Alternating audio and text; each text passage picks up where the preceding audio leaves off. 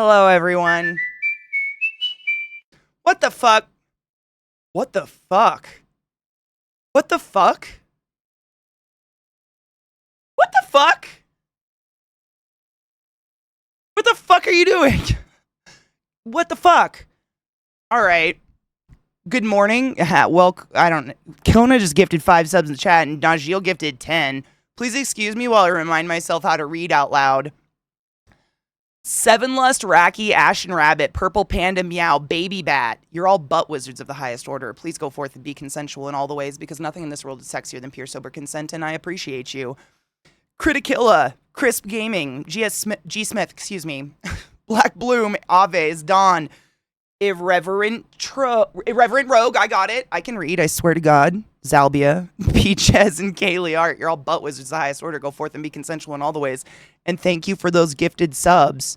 You generous fucks. I appreciate you. Might, try reloading the chat. Sometimes that happens to me. Thank you for those gifted subs, you generous fucks. I would like to apologize for not being here yesterday and being late. I'm just sick, I think. I don't know. I don't have a stuffy nose. I don't have a cough. But man, is my anxiety like this right now. And it's making me physically sick. And I hate it so much. And man, all I did yesterday was read. Like I just laid there and binged a book. I don't know. Same. Kozu. What the fuck, dude? What is this? I'm literally just like this. This is anxiety. I feel nothing's happening in my life. Like this is just chemical imbalance. Take your joy. Always take your joy. I know, it sounds, because I would never, who the fuck would be like, say sorry for being sick? Say it. Who would do that? I hate brains. Brains are dumb. Brains are dumb. So dumb. It's like, I would excuse this if something was going on in my yes, things are going on, the world's on fire, whatever. I feel like I'm numb to that. Not numb to it, but there's never been a nice thing. I'm pretty sure millennials don't expect anything good to happen in America ever again. We're pretty much at that point, which is fine. It's just pointless anxiety. Like, I'm fine. And yet, this shit, calm down, drives me nuts, dude. What the fuck? I hate it. It's so weird though, Mike, because it's like mental health day, right? You take it because you're like I'm under no disillusion that what I do is entertainment, and I'm not entertaining if I feel like shit. I get that, but at the same point, like there's this selfish part of me that's like, I feel so much better when I have someone to talk to about it. Or just like relate to it. Like it's so hard to talk to someone who doesn't get this and be like, you can't do anything because there's nothing wrong, really. Like, there's nothing tangibly wrong. This is wrong. Whatever the fuck is going on in there is wrong, and you just can't do anything about that, and it sucks. I've talked about this before, and I feel like I can never apply it to myself, which is so stupid. But, like, if someone showed up with a compound fracture in their leg, we'd all say, go home. Go to the doctor. But if someone has a compound fracture in their brain, you just have to take their word for it, and half the world doesn't. And it sucks.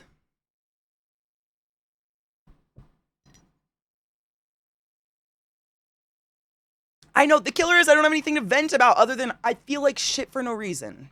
Like, my heart rate gets crazy for I was standing in my doorway, like, my back door, watching the dogs this morning, and I could see my heart rate in my chest. Like, these little guys were literally, I could see the drawstrings like bouncing off my chest. That's how my heart was this morning before I took my meds. It's just crazy how it flips like that for no reason. Like I just woke up one day and nothing happens. But it's just like, and it's not even a speedy heart rate. It's just, I can see it and I'm like, what the fuck is going on? Why? What did I do wrong to deserve this? Something. Feel good anime go to for my cloudy days. I watched like 10 hours of Big Bang Theory. Didn't really watch it. I had it on in the background while I read a book because I've seen it a million times. I really don't need to watch it anymore. Anxiety inducing nightmares? The sweats, got that too. Dude, what the fuck? I'm so sorry you're going through that. What else do we do? It's so shitty. Like, when I hear about other people going through it, like, I want to fix it, but like, being a sufferer of this shit myself, I know there is no fix for it. It's time. Unfortunately, I said this last night in the movie night, just joking, but I was like, there's one pro to already being crazy is I'm fully aware this will pass. But while you're in it, it feels like the end of the fucking world. And it's like it's like being so susceptible to every negative thought possible. Whereas when I'm not in a disgustingly anxious state of being, things don't tip me over into uncontrollable. Whereas like right now, if I think about one thing that could possibly make me anxious, it's just like, and all of a sudden uncontrollable and I start to sweat and I feel like shit. It's like being just extra vulnerable. And it's so fucking shitty. It's hard to explain, but it's like, oh, your void is so perfect, Kona. I love your kitty.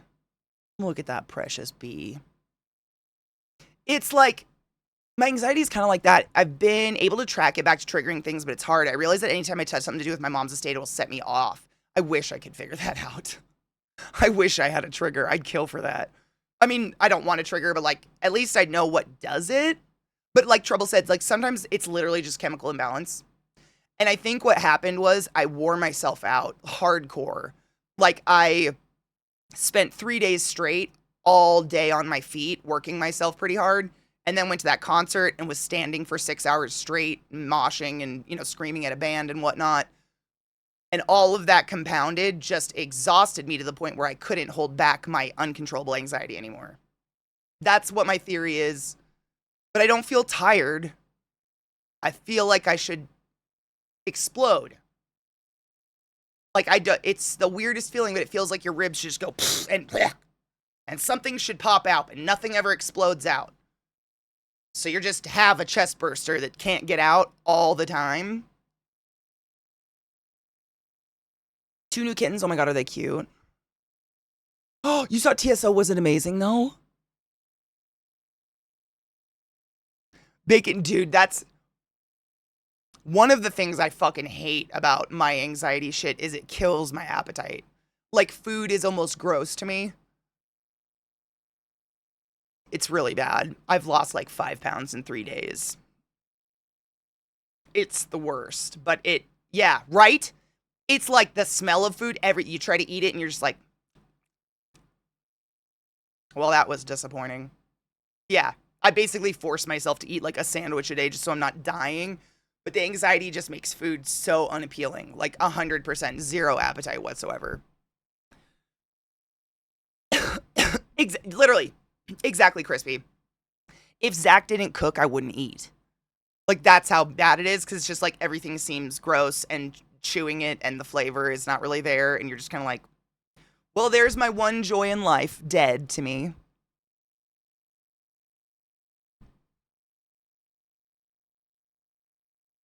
Oh, Jasper's beautiful. Cute. I love kittens. What's funny to me is I feel better after I eat. Do you? See, I don't. I've tried that. Like, I've tried to, I mean, I do force myself to eat. I am in no way, shape, or form starving myself. I'm under no disillusions. I know that's horrific for you.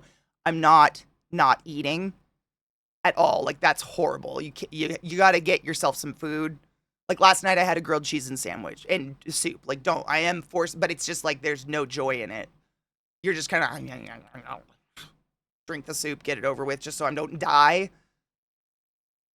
I used to have those feelings. I started meditating 3 times a day, 10 to 20 minutes each session, and started my journey down 3 fucks a day in stoicism and not the modern toxic masculinity. I feel like I made a healthy assumption with assuming you were. It's not even an assumption. I know you. You alpha male ain't it. Like the alpha, like the toxic alpha. I'm a stoic man and you must be the woman in my presence because you're useless other than your pussy. Bullshit. I would never have assumed that. Ever. They've been touring for 25 years now. Damn.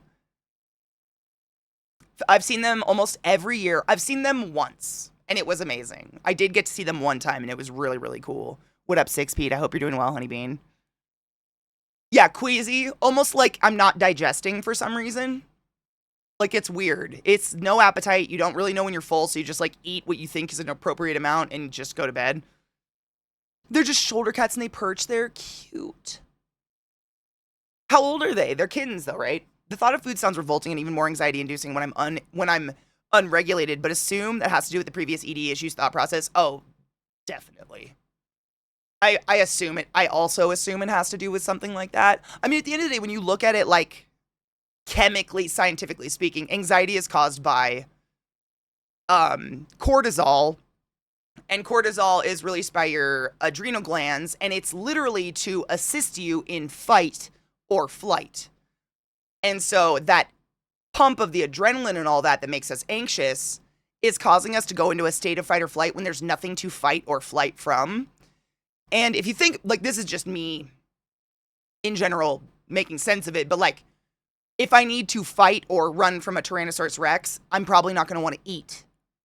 Like, it would be disadvantageous for me to be hungry in that moment. So it kind of makes sense that cortisol would eliminate all that because it's trying to get you to fight or flight, but there's nothing to fight or flight from, so we just sit here in it like this. Like, what do I do? What do I do? I'm assuming, because that makes sense. Yeah, cortisol, yep. Cortisol, it's your stress hormone, but it is useful. I mean, it literally is responsible for your fight or flight response. So that adrenaline that, like, for instance, picking a car up off your kid or something, when moms and people, like, get that crazy strength, that's oftentimes because of cortisol. But if you don't actually have something to fight or flight from, your body gets confused and the cortisol just free flows and you just sweat and shake.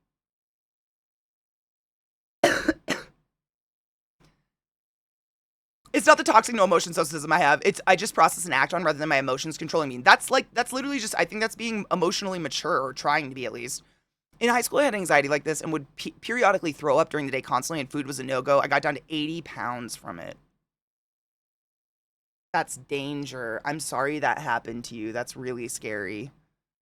Damn, T-Rex is ruining everything. I use a T-Rex as an example, but you know what I mean, like a bear or something.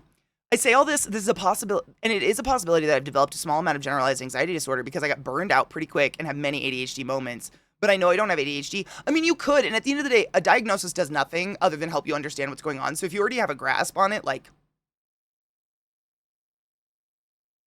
what do you do?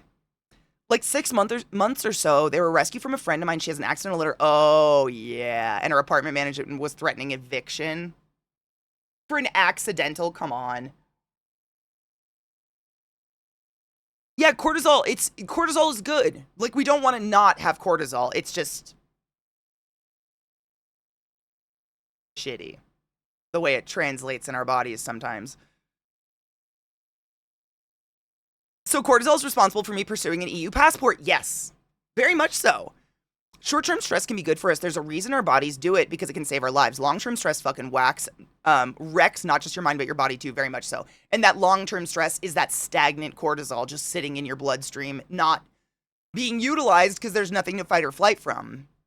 And it makes you feel crazy. I found out RTJ's playing here in June. Copped some tickets. Oh, I'm very excited for you. I hope it's amazing. Good morning, Gun. I hope you're doing well, Honeybean. I've definitely tried to meditate. I've tried the yoga thing. I find that it makes everything exponentially worse.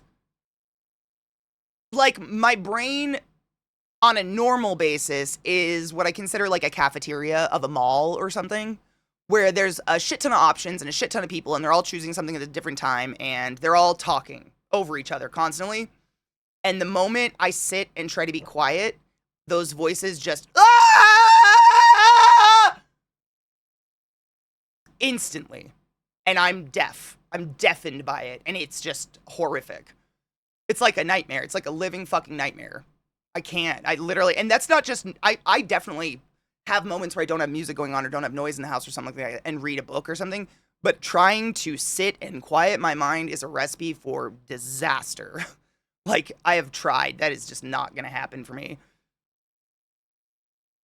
Just like anything in excess is bad. My chat just did the double thing. A good amount of cortisol, proper reaction with muscle gain. Bad amount, we either get eaten by bears or our heart explodes over the smallest sounds. Mm-hmm. Mm-hmm. Good morning, Knives. Yeah. Same. That's another analogy I've used for it is like my brain feels like the eye of a storm and I'm constantly just waiting for a cow to hit me in the head 24/7, but no one can see the storm. I'm like, no, there's a cow. You don't see that?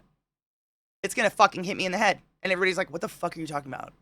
That's what it feels like. Like everybody sees this calm little ball, but really I'm just waiting to be fucking knocked out. It's weird.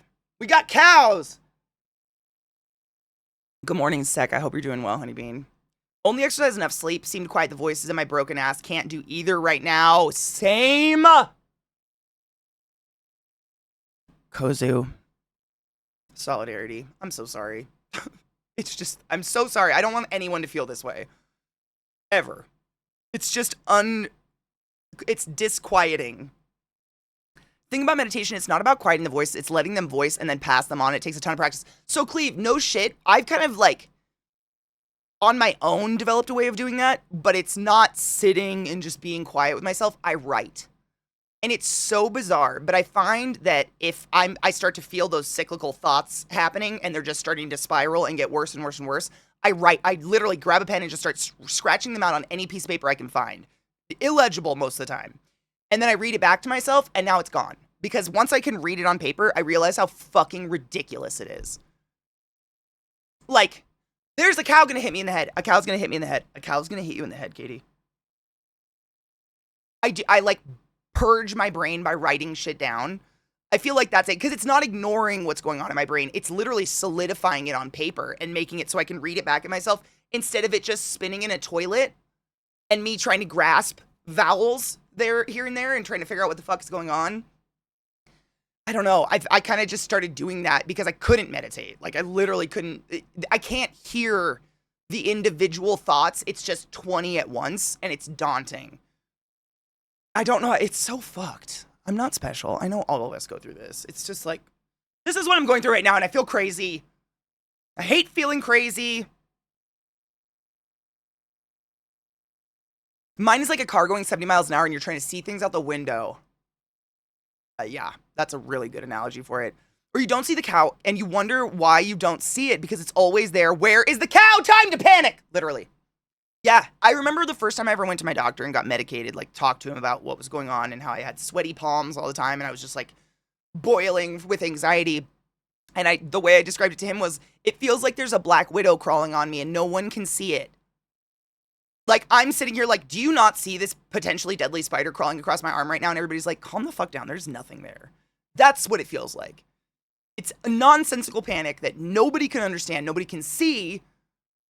But you know it's there. It's there. It is there. Don't send Katie a cow. I love cows. Cows are adorable. It's just an analogy. Khajiit, no shit. And I do that with writing. Like, I feel like it works with writing for me. I just don't, like, maybe in years, because I was only diagnosed when I was 27, like 9 years ago. I've only been, and that was my first diagnosis. Many messed up meds, kind of cracked my brain for a bit. 30 was when I really got on a good cocktail for my brain, I guess you would say. And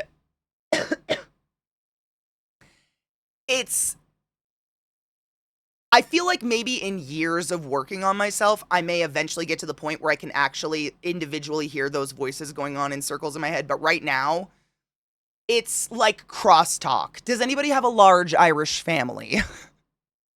I don't know how to describe crosstalk if you don't, but let me describe my family gatherings as a child. So my Nana was the matriarch. Every Christmas, every holiday, had to go to Nana's house. everybody in the family goes to Nana's house. Like, pretty small house, would have at least like 70 people in it. It was crazy. And oh God, yes. And like the way her house was designed, it was like a big open floor plan. So there was no walls or anything between the living room and the kitchen and the dining room. It was just like open and long. It was a really nice rancher. It was huge. And everybody just screams. Like, someone could be in the kitchen and someone would be in the living room 20 feet away, and they are having a conversation over the people sitting at the kitchen table also having a conversation. There's someone in the dining room screaming at someone in the kitchen, and they're having a conversation. And it's like, whoever can be the loudest just wins.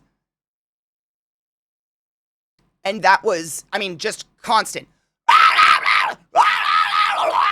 Just people, no one standing near each other to talk, just constant yelling across a very echoey space.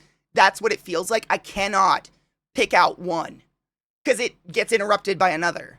Constantly, Irish crosstalk. I don't know how else to put that, but that's that's what it feels like, and it's impossible to pick one out. Like, sometimes I'll even write a half of one down, and then one interrupts, and I'll write the half of that one down, and then I can try to start to figure them out like a puzzle. But without writing it down, it's just... It's just crap. It's like static. And we hates is it. Stronlin, I'm a sweaty, anxious mess, but I'm here. I'm queer, I'm ready to get fucked. Let's go. Yes, and the drinking, the alcohol didn't help. Yep, and it would just be like loud fucking cackling. All of my aunts have this crazy like laugh. All of them. And they all do it. And you're just like, oh, what the fuck is going on? It was a lot. It was a lot. Headphones were a blessing. I remember when headphones started becoming a thing with like portable CD players. Oh, that was glorious.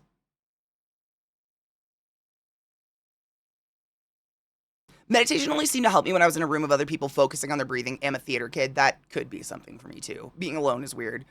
I'm glad that was never a thing in my place. I get used to it, but it's like, I'm sure all of us got this at one point as kids. We've got selective attention spans.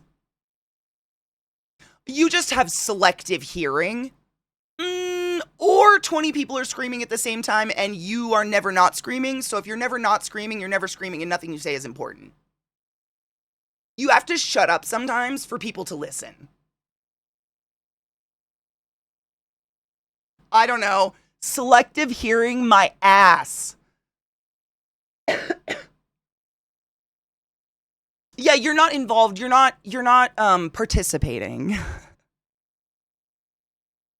But like, get this, sex. This is like, it was rude of me to put headphones on, but my Nana would turn up her big screen TV at full blast and talk over it.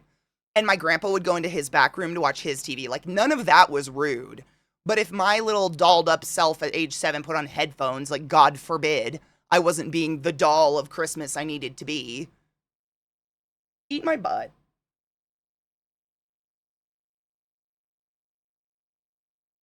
You know what's funny, Kozu, is, like, my family is predominantly female. My mom's side, like, tons of women. It's very, very women heavy. And every holiday that I am cognizant of, husbands either didn't come or they stand outside.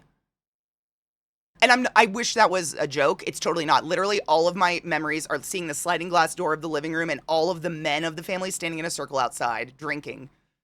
And you'd open the door and be like, dinner's ready. And they'd be like, okay. And you'd close it again real quick. They'd want no part of it. And they got to be no part of it, which was fucked up. Basic idea behind meditation is doing something to allow the noise out of your head so you're left with calm and even thoughts. So some people need the quiet and stillness to get, or some get through it working out or listening to music so everything becomes background noise and fades. Running. Part of learning to meditate is finding out what works for you best. 100%. That's what my therapist has told me too.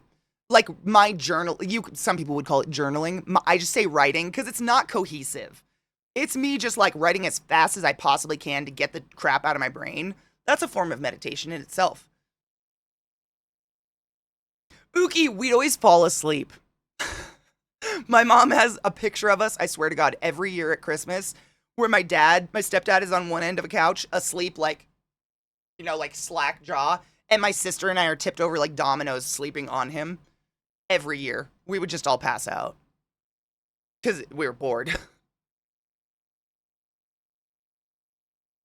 My parents used to be so shocked that I could read in a crowded room. I'm honestly, I have that skill too. I can read almost anywhere.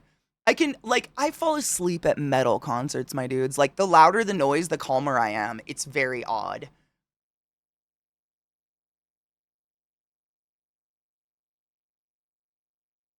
Because you learned to block people out. You had to. Husband who stands outside. There's no shame in it. I'm just glad you get to. Good morning, Ashley. I hope you're doing well. What can I say? Being a dude rocks. Penises are pretty cool. I'd like to pee standing up. When I try to stand outside with the dudes, I get, come in here and be social. No, please. Aunt Mildred just introduced herself to me 4 times because she's super drunk. Please, no. Oh my God.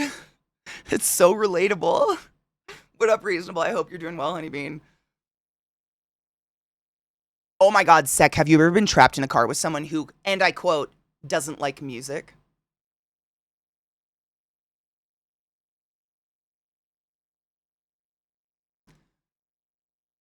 Like, sure, I might be crazy and need some meds to feel okay, but I don't drive in silence.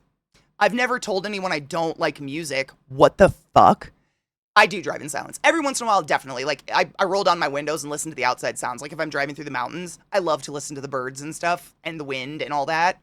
But the vast majority of the time, like traffic or whatnot, I'm going to have music on. But no shit, I had a friend who was married. He was the husband of someone I was friends with, actually. But we would go to Canada with them all the time to go get sushi when I was in college. Because Canada, up in Richmond, BC, best sushi I've ever had. And that hour drive was just legendarily psychotic because it was just dead silence, windows rolled up, nobody talking. And I remember, like, the second time I ever went up with them, I'm like, do you just not have a radio? And he was like, I don't really like music. And that's when I was like, oh, you're a sociopath. Okay.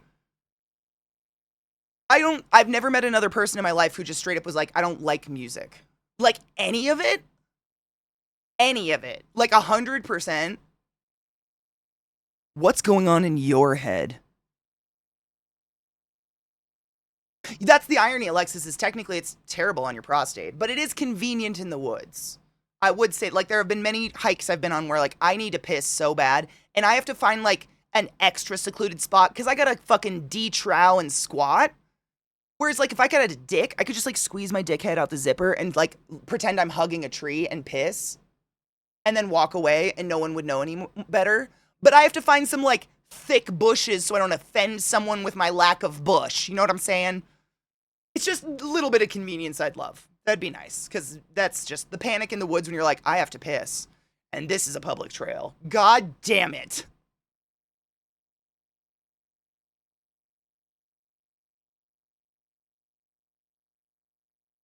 Yeah, I don't like happiness, really. I mean, they got divorced, so I don't have to deal with him anymore, thank fuck, but it was weird.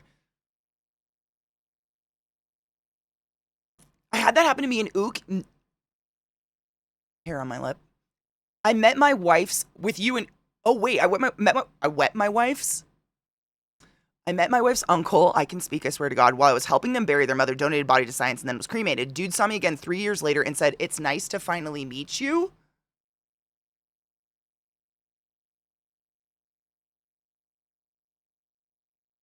Is there? I can't think really of many more situations in life that are how do I put this? It's fairly memorable to dig a grave with someone, yeah?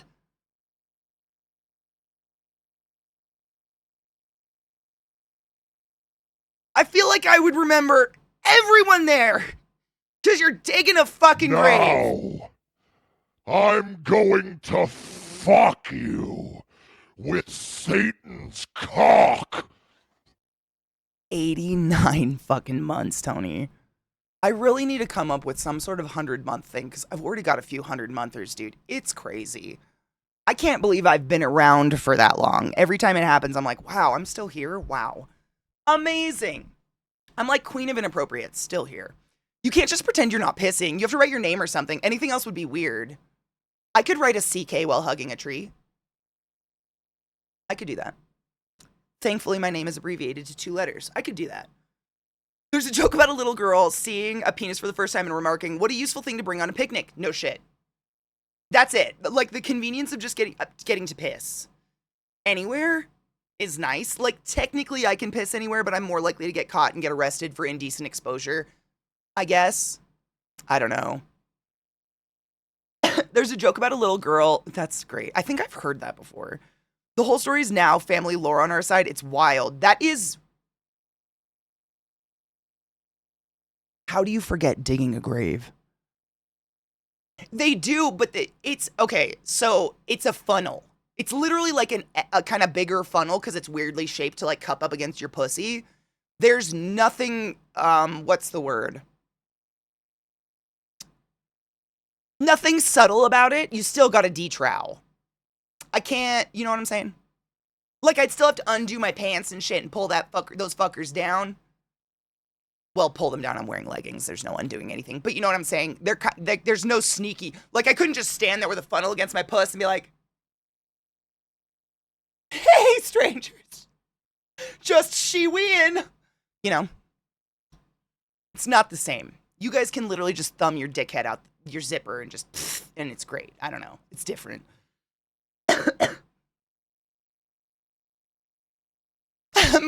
More likely to get caught and people just stand and stare at your taint. Exactly.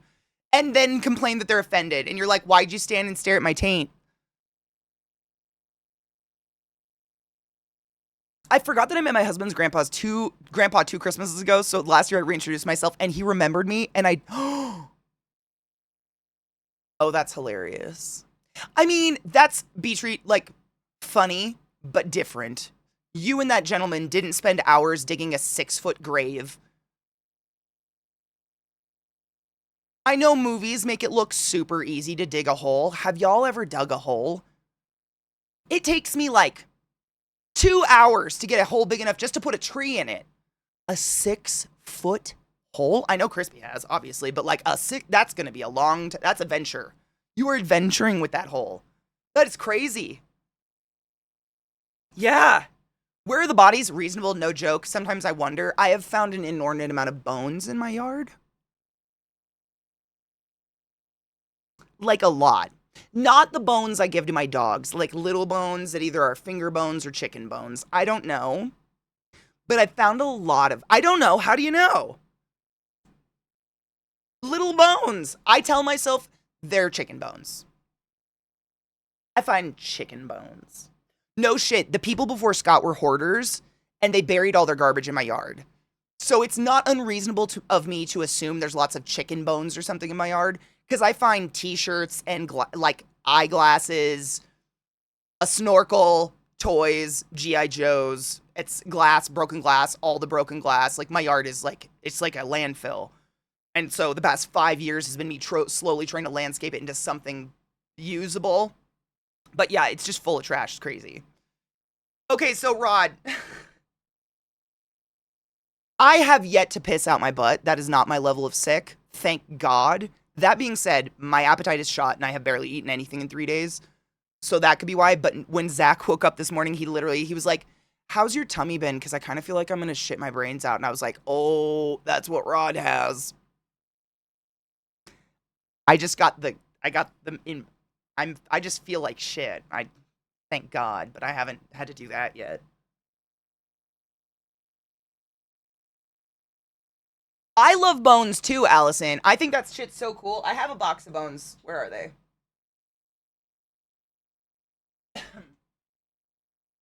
How many streamers can just stand up and grab a box of bones? Probably more than I realize. But I think bones are so cool. I'm not a professional by any means. Oh my God, you will love this. So Allison, can I tell you something real quick? Hold on. So I watch like Witch Instagram and all those fucking cool people. And my sister sent me one the other day that was like a person like you and I who collects the weird things. And they were like, "It's not weird. Land shells." So that's what I call my bone collection now. Do you guys want to see my land shells? It's way less creepy. For some reason, people don't hate it when you say land shells. I know, but that's literally what they are. Everybody goes to the ocean and is like, "I picked up seashells and I'm romantic and cute." But if you collect bones of rats, you're a weirdo? Shut up. My bone box. I've got vertebrae, and I've got femurs and teeth and jawbones and skulls. And I think that is a radius. And yeah, that's my bone box. Unite, weirdos. We are one.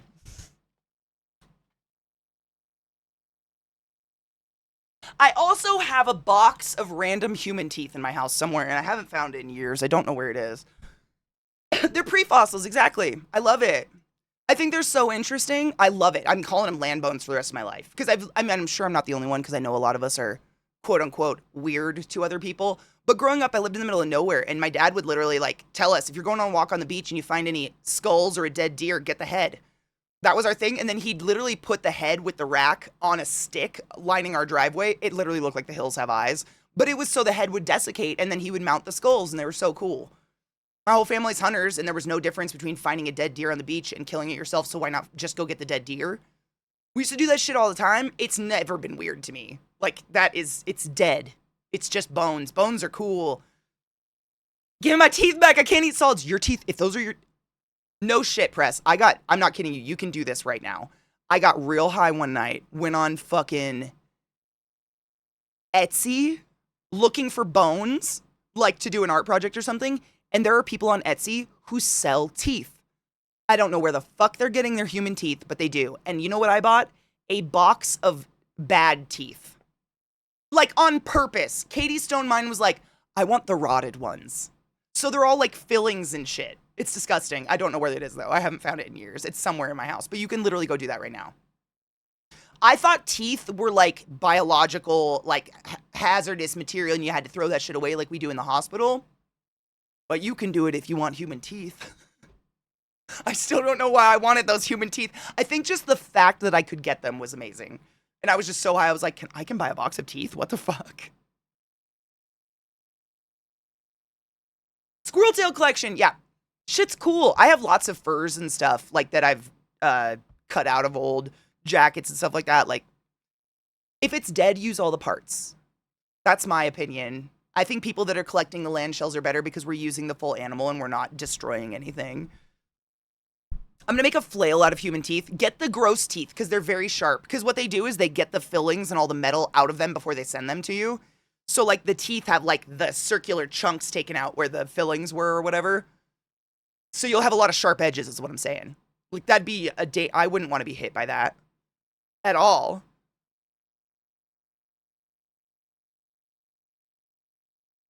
Wait, Cinemas, are they human teeth? Yeet, I'm okay.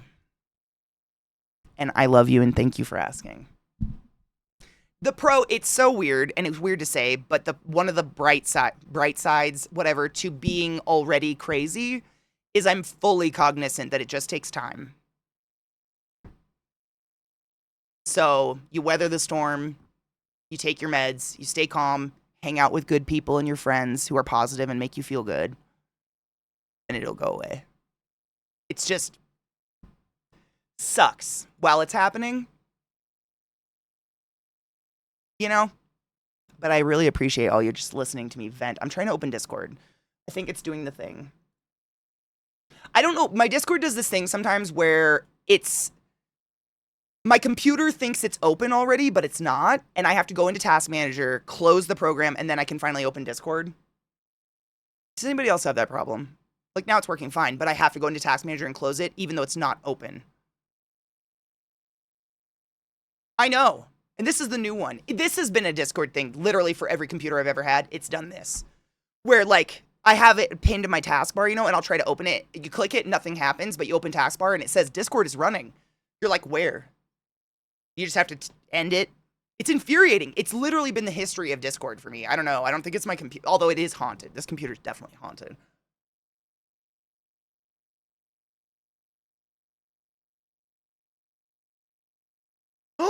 Oh my god, I love it! I don't have any big skulls.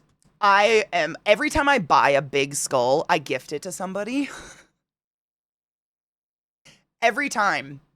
Because I find something really cool, of course. and I immediately think that it's uh stop. Sorry, my computer's being a bitch. I immediately think this is so cool for somebody. Like I got a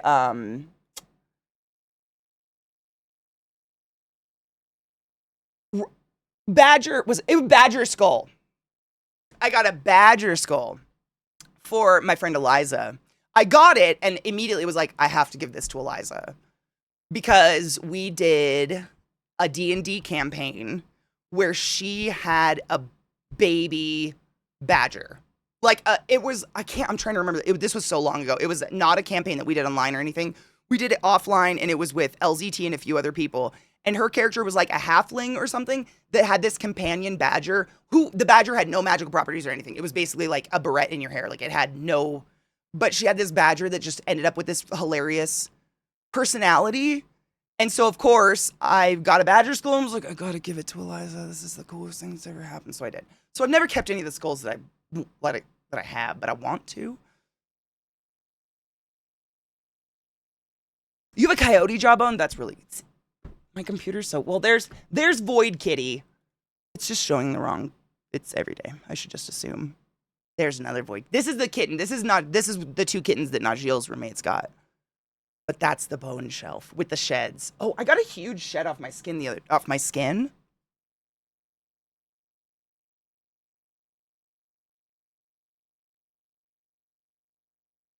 Look at this. The sheds are crazy. My boy BCI shed. And it's wild because you can see what I mean when I say they're like a rolled up condom. Because he's like twice this length now. But when they come out of it, they tend to roll it up like a fucking condom at one end. And then you gotta like spray it with water and very gently unroll it. But it's so cool. He's so big. His tail goes all the way down. I mean, damn. He might be. I'm trying to see how long he is. Hold on. Dude. He might be getting like 5 foot long now. That is wild. He's a very big snake. I promised that if I'm around tomorrow and not feeling like absolute piles of crap, I will bring out one of my snakes if you guys remind me. Because I fed them, so there's my rubbing alcohol. Sanitize because snake skins are dirty. I haven't brought my snakes out in ages, but it's not for lack of wanting to. It's just whenever you guys remind me, it's in the wrong cycle of their feeding, which is so stupid to say if you don't understand snakes. I know that sounds ridiculous, but I have 3 snake species that have excessively high feeding responses, i.e. anything warm and mammalian near their face is food. Snakes aren't smart. There's a reason we say lizard brain. I mean, they're smart, but they're smart for a snake. So a pink, warm hand coming at them, they'll just pop me. So it's basically I gotta feed them, and then about 3 to 4 days after I feed them is like the sweet spot where I can take them out and handle them, and they're less likely to try to strike at me. They can't do any damage. So if anybody's worried, pythons have teeth like fish. It's like sandpaper. They can't hurt me at all, but I just don't want anyone who stops by to be afraid of snakes because my snake strikes me or something like that. So I'm always trying to time it so they're full of rat, but not so full that they're going to puke on me, because if you handle your snakes too fast, they will vomit their food up. It's disgusting. The snakes and the baseball-sized knives are the only animals you ever bring out. I brought out my geckos. I brought out geckos a couple weeks ago. It sucks, knives, because everything I have is nocturnal. Yes. Yeah. Everything I have is nocturnal. So, like, when I streamed at nighttime, like 8 a.m. to 5 p.m., I would take my snakes out and just hold them. Literally just hang out with them all night. But because they're nocturnal, they tend to be grumpy when you take them out in the day, and it's not very good for them. So, I try not to do it too often. Speaking of sheds, I still haven't found the snake that go with the sheds I found behind the chest freezer. I bet it's a rat snake. Snakes still count on their fingers, and they're awful at it. Stupid snakes. I know, right? It's all about that cloacal kiss. I don't handle my tarantulas. I have, like, when they're babies or on accident, like when on accident, rehousing them, they will sometimes just crawl up my arm and onto my body. I've held them on accident, but I don't get much pleasure out of it. I'm very anxious holding them because tarantulas are, I mean, if you know anything about bugs, you probably already know this, but tarantulas are super, super, super delicate. And holy shit, you scared me. Good morning. They're super delicate, and a tarantula only needs to fall about 3 inches for its abdomen to burst. And so if you're not handling a tarantula that's like what we call an arboreal tarantula or a tarantula meant to live in trees, they don't have sticky paws. They can't climb stuff very well. So if the tarantula got spooked and ran off the edge of my hand, it's not going to run around my hand. It's literally going to run off the edge of my hand and die. So I'd find no pleasure in holding them because I'm just so anxious they're going to kill themselves. It's very sad. But they don't get any pleasure out of me holding them. It stresses them out. I'm just anxious about it. So I view them more as like fish tanks. I feed them. I enjoy them. I love watching the webs get built and stuff like that. But other than that, they just, it's really risky holding them. That being said, I do have terrible news. You reminded me, my favorite spider died the day before yesterday. On Monday, was it Monday? Tuesday? What day is today? Thursday. Today's Thursday. Tuesday. I know. Old age. But my favorite spider, and I'm really sad about it. It was my my ladybird spider. Chub. I had 3, and unfortunately, there's a big difference between spiders and tarantulas. And one of the main differences between a spider and a tarantula is tarantulas can live up to 35 years. Spiders, 5, maybe, in captivity with optimal conditions, maybe 5 years. And my little Chub turned 5 and died. And I'm sad. And the other 2 were males, so they live like a year and then die, which is really sad. But she was my favorite. She was my only spider. So now I don't own any spiders. I don't have 1 spider. So if anybody's like, ClassyKatie, that freak with all the spiders, you can correct them and be like, she doesn't own any spiders. You fuck. That's a beta fish, 5 years at most, right? It's sad. It's sad. Nope, she was a girl. The other 2 were boys. Because boys, so like a boy tarantula can live somewhere around 5 to 7 years. A male spider, usually they die at a year old. Like they molt into their mature form and just die if they don't mate. Which is why we get that stupid, and Rod, I know you see it, but every year there's some idiotic article that comes out that's like, it's tarantula migration season. No such thing. There is fucking no such thing. Tarantulas do not migrate. It's a bunch of sex-crazed males whose brains have kicked in. You're going to die if you don't... You're either going to die, fuck, or yes. So all the sex-crazed males crawl out of their holes and start going looking for pussy because they know they're going to die. That's all that is. There's no such thing as migration of tarantulas, my god. Rats. Yep, I had rats when I was in college, and it's so sad because they're like owning a dog that's this small, but they only live 3 years. It's so sad. They're so fucking smart. I just got over my intense fear of spiders, and now I house jumping spiders all over my house, and no one's allowed to kill them. You make me really happy. My sister has a grass snake and a slow worm legless lizard. Those are wild. They're really hard to take care of, actually. The lizard was very obviously more intelligent. It sized up its prey, whereas the snake just struck by instinct, 100%. Snakes are pretty intelligent, though. Like, I don't know. They're intelligent. Like, it's all subjective, right? But watching my snakes is fascinating. For instance, they, like, when I offer them a rat, I give them killed rats because rats and mice are very dangerous, and I don't want to watch death. If it's unnecessary, painful death, I'm not going to do that. So I feed them pre-killed. And what they do is, like, as soon as they sense the warm mammalian thing, they strike it and they wrap that fucker up as fast as possible. And I usually tug on it a little so they squeeze it, and that's like their instinct to kill it. But what's interesting, and all of my snakes do this, it's so wild, is no matter where they bite the rat, if they don't bite it on the face, once they've constricted it for a good, like, 10, 15 minutes, they loosen up, and then what they do, like, so if this was the rat, say that's the rat's face, they will start to do this with their face and just start to tap just with their nose around the rat until they find its face, and then they will always eat face first because that's the danger end of the rat.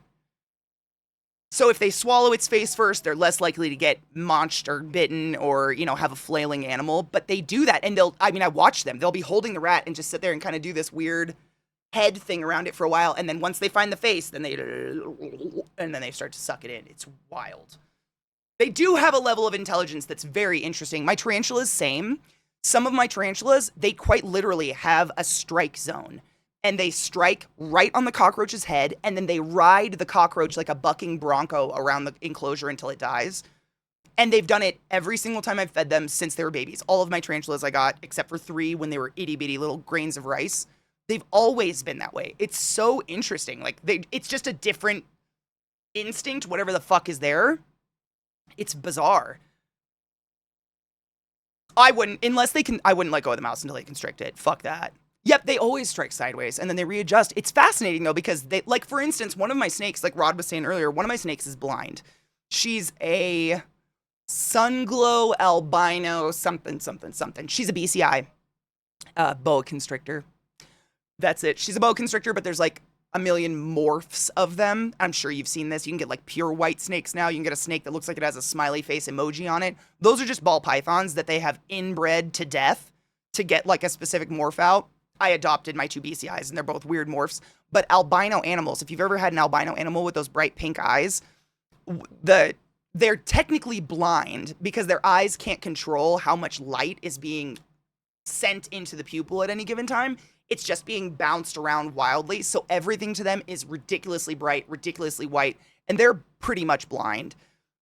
So her, for instance, she's very, very feed heavy because she just has no idea. She literally can't see. So you got to be real careful with her. Good morning, Slurm. How are you, love? Males are just there to facilitate broods when it comes to arachnids and insects, right? Pretty much, yeah. Yeah, they don't have a very good lifespan, and they're also food. Like, a lot of people give the black widow a bad time, or they give praying mantises a bad time for eating their mates. I'm here to tell you that, like, 99.9% of all arachnids eat their mate. Because sex is a lot of energy, and now they need food energy to produce eggs. And it's like nature's designed that way, because that male's gonna die anyways. It's not like fucking saves him from death. Male tarantulas, their lifespan is maybe 2 to 5 years-ish, whereas the female of the exact same species can live up to 35. It's wild. Like, they're genetically programmed to be born, fucking die, and that's it. And it's advantageous, genetically speaking, not to keep the same males around forever, because then you just have the same babies over and over. So with the males dying, that almost guarantees that female spider is going to mate with a different spider the next time and create more genetically improved babies. Biology. We all know basic biology, but that's like the concept behind it. Waiting on an outcome for an interview for a new role at work. Ooh. Which will allow me to escape the toxic hellhole I find myself in. Fuck yes, I will cross my dick for you. I don't live feed. I do rats. I do rat sickles, and I do something called pre-killed uki, which is something that I actually learned moving to Colorado. I have a ball python. And ball pythons are cunts. For some reason, people love to suggest them as your first snake if you ever want to get a snake. It's the most boring animal I've ever owned in my entire life. Would not suggest it. They also have insanely low feed drives. Like, my girl Midna, my ball python, she has gone 8 months without eating. It's like the moon's gotta be aligned, the fucking sun's gotta be in eclipse, Sagittarius is in the sky, and she'll think about fucking eating. And what I found was that she won't eat live, she won't eat frozen, she has to get something called pre-killed, which is basically, I drive to the pet store that is like 15 minutes away, and I say, can I get a pre-killed rat? And they go in the back, and they vice its skull, and they give it to me, and I bring it home hot and feed it to her. No other way to put that, it's fucking gross. But it's the only way I can get her to eat. She has to have, like, fresh, hot, but dead. All my other snakes, rat sickles. They don't give a fuck. They'll eat anything. My arm, they would eat, but not Midna.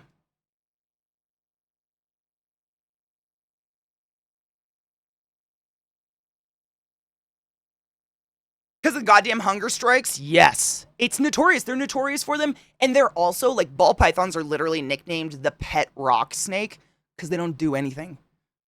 They sit under a rock all day. You never see them, ever. They're literally the pet rock. If you want a pet rock, stay alive with odds of under 1 in 1,000 of finding another mate before you die, and go all in and make sure the one you found has a great chance of raising young. Exactly.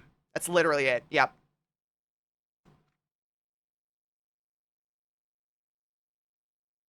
I don't live feed, so rats and mice are actually excessively dangerous. Like they are all pointy ends, and like I said, pythons no pointy ends. No shit. Their teeth are like sandpaper. They're little tiny barbs that do nothing. They're just to hold on to things essentially.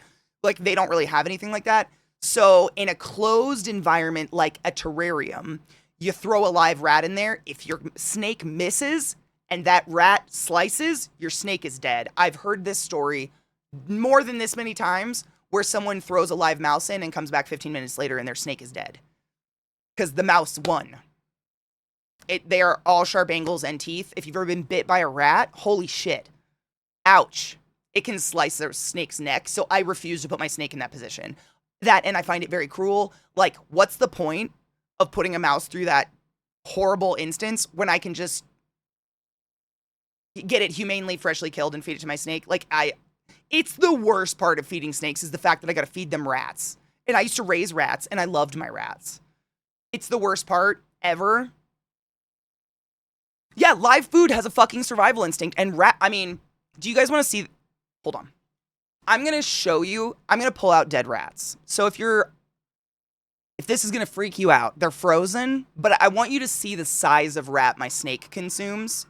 Just to give you an example of how big my snakes are. You're going to see them soon, but like, one moment.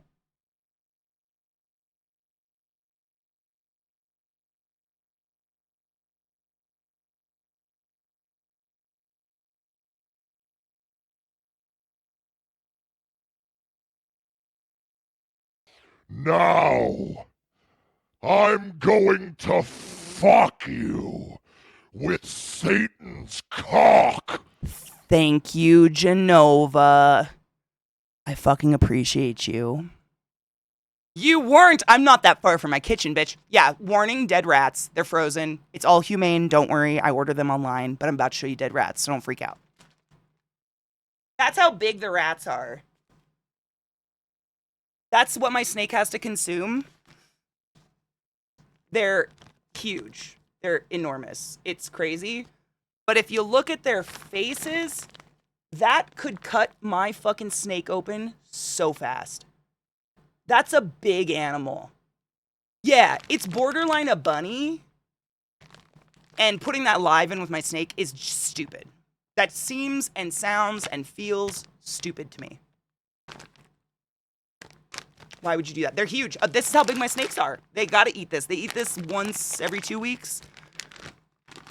Oh no. Well, David, did you see my snake's shed?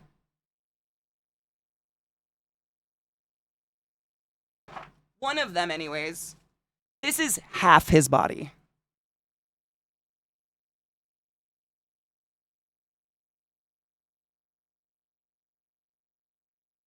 That's half! I know! He's just a baby, just a little guy. He's a big fucker. This is just one of them. I have two that are really big like that. But they eat big. Yeah. But that's this main reason I wanted to pull it out is just to show you, like, when we say rats, people often picture a rat. And they're like, how can a 6-foot snake be afraid of this? No. They're eating literally, it's 2 hot pockets of rat. It's so much rat. It's just crazy. So that's, no, I wouldn't. I would never live feed. It's just sad. This is sad. I hate this too. It's all sad.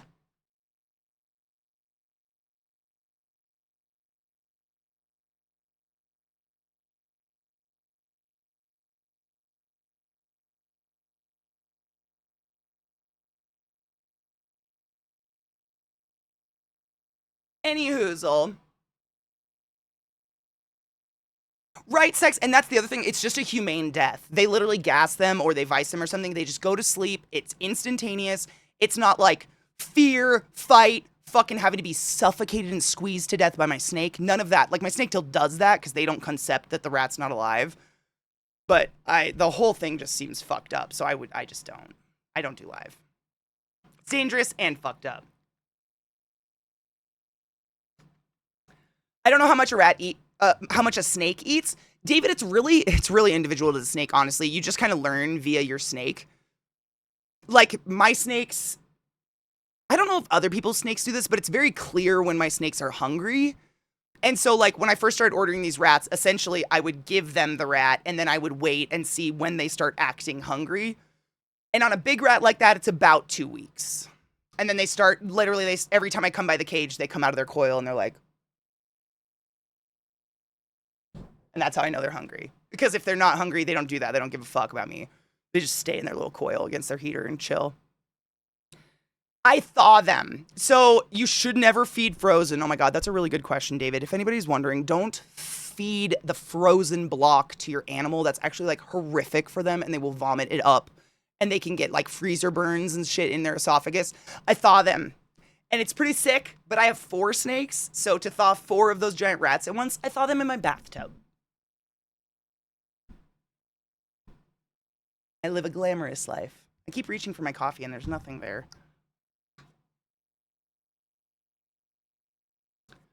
Yep, you just do, it's like thawing meat. You want to thaw them so the meat doesn't cook, but it just stays warm. And then right before I feed them, I dunk them in warm water so they're like hot. Because that's my snakes, they sense. Like if you ever look at a snake, a constrictor, a constrictor snake, if you look at their mouths, they've got these little tiny holes all along their upper jaw. And those are called heat pits. And that is how they see their food, is the heat signature of it. And so if their food is cold, they don't think it's food, which is why I say warm mammalian thing near their face. That's food, is warm and mammalian, but beyond that, not really.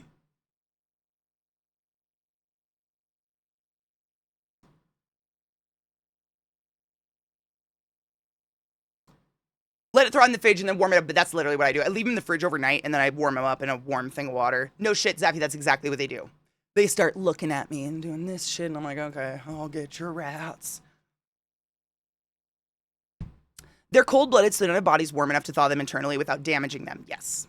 I mean, I think it's like, they say for even us, we shouldn't consume freezing things. Like, it's not very good for your digestive system to consume, like, cold water and shit like that.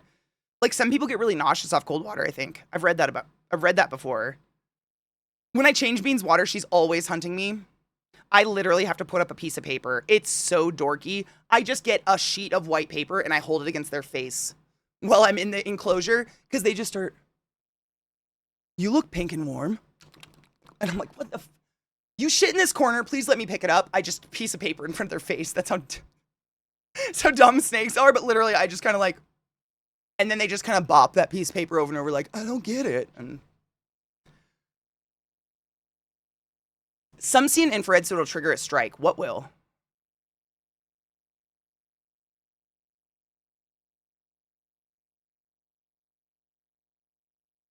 That doesn't sound right. Ice cream is clearly good for me. Have you ever had a brain freeze or like swallowed a solid piece of ice cream though?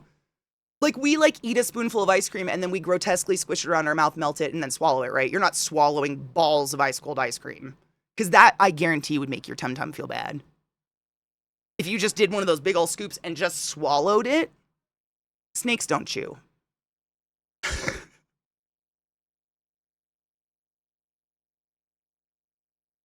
I love ice cream too. No, you don't melt the ice cream, but don't swallow it whole. I don't know what that would do to you, but I don't think good. Literally, why wall? And they don't push through it. They don't understand. It's just a flapping piece of paper. They won't like go through it. They just kind of, snakes. They're dubers. Rock, paper, scissors. No, it's snake versus paper. It is. And they never win. They never win. You ain't swallowing balls of ice cream. I'm serious. Like, now I'm picturing you with an ice cream cone, like, how do you... That's not it.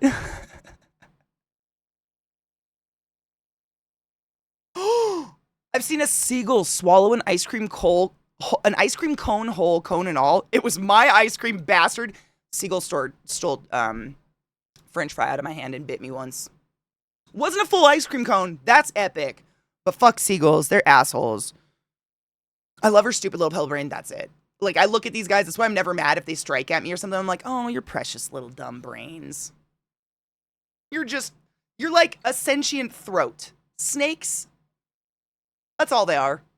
It's like if your throat detached and became its own thing. Snakes. So weird. What up, Charles? How are you? You shouldn't deep throat your food. I wouldn't. Things that become alerts for 200 hours.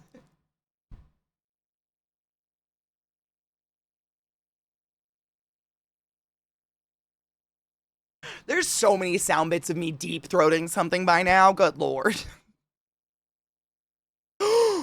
My dog swallowed a rabbit whole in defiance as I tried to get it away from her. I'm so glad my dogs listen to me when I say drop it, because they catch mice and shit. But if I say drop it, I don't know what I'd do if they fucking swallowed it.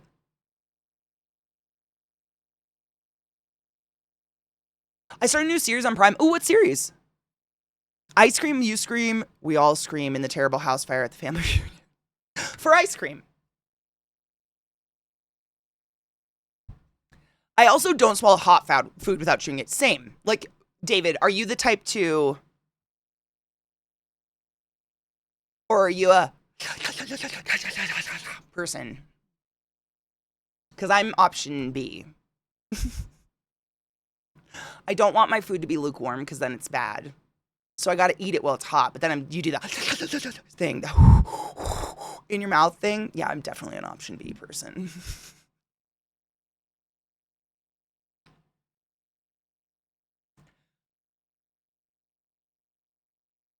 Oh, I miss watching a streamer with a feeder snake on stream, but no long. You know what? I've thought about doing that. It's literally 2 seconds. My snakes are just so far away from my fucking streaming camera. I literally couldn't get a camera close enough to even show you anything cool. I'm a person. Same. When it's cold, I won't eat it. Like, if it gets lukewarm, I won't eat it. Now it's not good anymore. It's gotta be hot. Like, the food was supposed to be hot, right? I'm second. Chew my hot food with my mouth open like a dog trying to eat peanut butter. Yeah. Same. Mm-hmm. I'm both. I never give people the benefit of predictability. Fear me. I love you. That's fantastic. I don't want to fear you, but that's beautiful.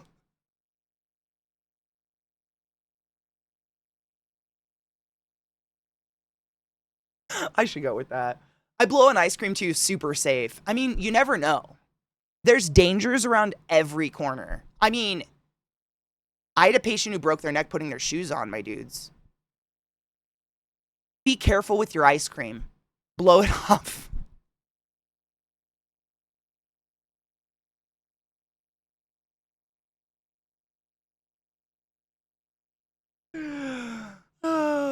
No, they weren't. It was really wild. They were like, pretend this is a wall. If there's a wall, watch out, bud. If this is the wall, they were like bent down like this, tying their shoe, and they fell forward and went like that into the wall and just snapped. You're a very delicate creature. You need to be careful with your bits. It was their body weight. Crazy. Yeah, be careful. I have a question. Are you a eat hot food that's now cold or heat up hot food person? Depends on the food. Is that an appropriate answer? It highly depends. Look at this.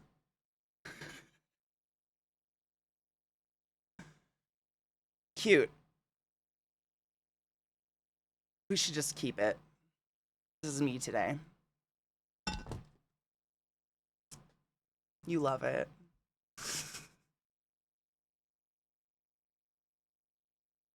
I hate it because it touches my face.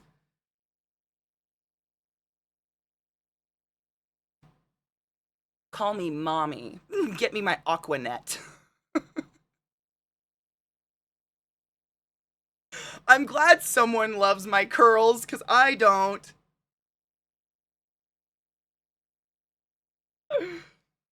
Yeah, like, I love cold pizza. I don't like pizza reheated.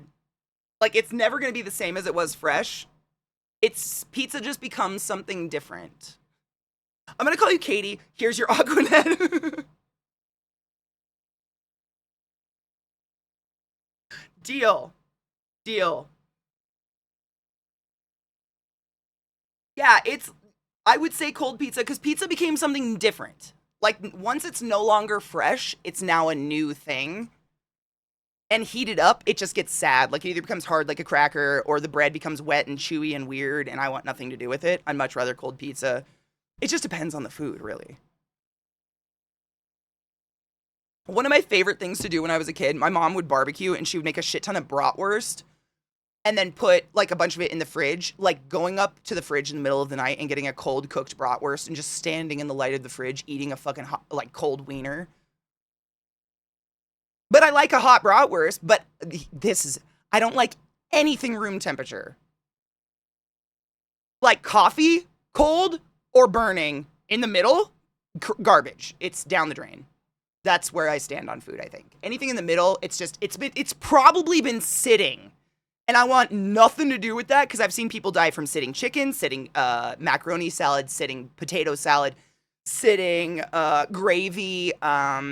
It's just bacterial growth. I don't want it.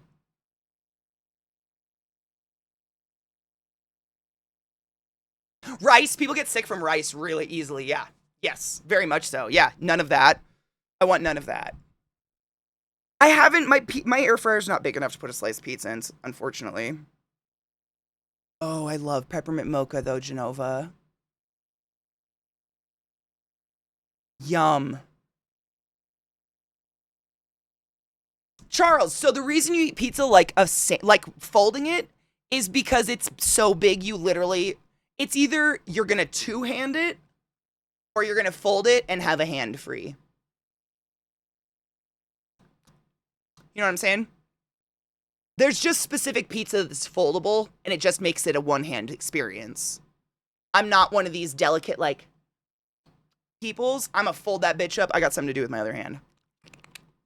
I think that's it, but it's like, I mean, I hate to be that person, but basically New York pizza. I've never been anywhere outside of New York that made an appropriate pizza to fold. I might be that person, but it's a particular kind of pizza. Dip choice for I don't dip my pizza. I don't do anything to my pizza. I don't do like Parmesan. I don't, it's maybe chili flakes if the pizza's lame. But like, if the pizza needs a condiment, it wasn't done right. Fix it. Yeah, it prevents it from drooping. Cutlery is a two-handed thing though. And it's just like, most of the time the pizza is folded because you've got it at a pizzeria that doesn't have sit down and you're gonna go walk the streets with it and no one wants to walk like this. So you fold it up and then you got your hand to be like, ah, you bastard, get off me or whatever. I'm walking here. It's portable food like a hot dog. See, there's a local pizza place around here that makes an incredible pizza called the Mamma Mia that has hot honey on it. I'm saying, like, if there's something I want to put on a pizza, I'm probably just going to go find that pizza that has that topping. Don't make me work for the food I just paid you to make. What? Just make it the way I want it. Just put that shit on. But I'm lucky, like, we got a lot of good pizza around here, so I'm kind of lucky that way. We've got, like, stone oven pizzas and stuff like that. Best pizza toppings? Man, depends on my mood. I've never had a pizza where someone put any sort of vegetable on it and it was suddenly exponentially better than it was without said vegetable. That being said, I'm not a veggie hater, and I do like Hawaiian pizza. With pineapple, mind your own. But it depends on my mood, really. Like what flavor profile I want. But seriously, like I've never had a pizza where people put vegetables on it and I was like, wow, it wouldn't be this without that vegetable. But I'll take some green peppers and olives or like maybe some mushrooms or something. I don't know. I like everything. I like most things. It does. It's a nice salty sweet combo. I love it's different. Like, I'm not gonna get a Hawaiian pizza if I want pepperoni. It's just it's different. Yeah, it would depend on my mood. Probably. That's a hard one, but if I had to, I'd probably say absolutely say thin crust. That's not even a question. Thin crust, thin bones, light fucking sauce. My biggest pet peeve, like, I will spit out pizza if I bite a piece of pizza and sauce squishes out under the cheese. I'm fucking done. You've made disgusting. Don't do that to me. I hate, like, basically, I almost, most of the time when we get pizza, just eat cheese bread. Because that's kind of just what I want. And I'll dip it in marinara because then I can control the sauce amount. But saucy pizza is fucking disgusting to me. I don't want any part of it. So, like, Little Caesars is disgusting to me. Oh my God. Their sauce tastes like vinegar ass chode. And they just dump it on. So it's like oozing over your face. I don't understand. Light sauce, mozzarella, probably some ricotta, sausage, and pepperoni. Yeah.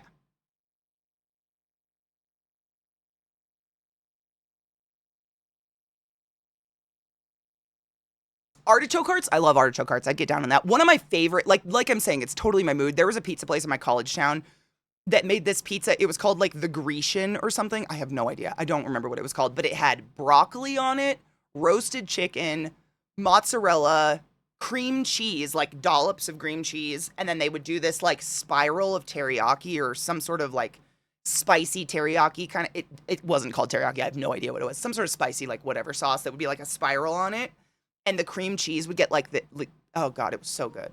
But that's not. You described that to someone, that's barely pizza. It didn't even have tomato sauce. I don't even know. I think it was white sauce. Vinegar ass chode. It's gross. I've never had a good Chicago pizza. I have had pizza that claims to be Chicago style, but it's always raw in the middle and cold. Like, they bring you this weird pie crust full of sauce with a layer of cheese on it, and you cut it, and it just, like, pours out like soup.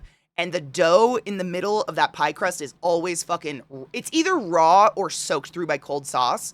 And then the sauce in the middle isn't cooked all the way. It's disgusting. I've had it multiple times and I hated it. But I've never been to Chicago to actually have it in Chicago, so I can't speak on it. I've just had it places trying to do it, and I hated it. I don't want all that sauce. Like, if I want all that sauce, I'm just gonna have pasta.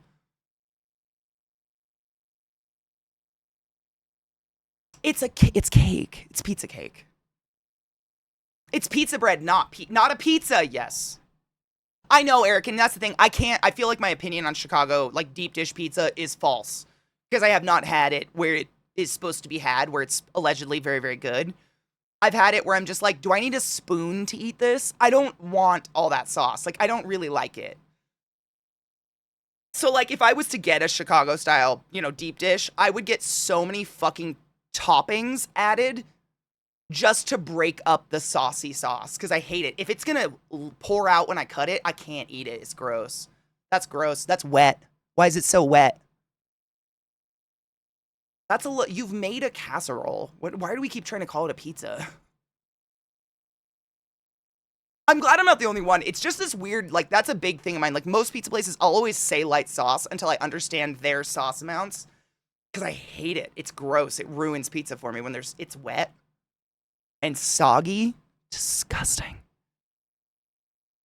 It's probably a British thing, but years ago, Heinz made a baked bean and sausage pizza, and this is probably more controversial than pineapple, but it was actually great. I'd eat that.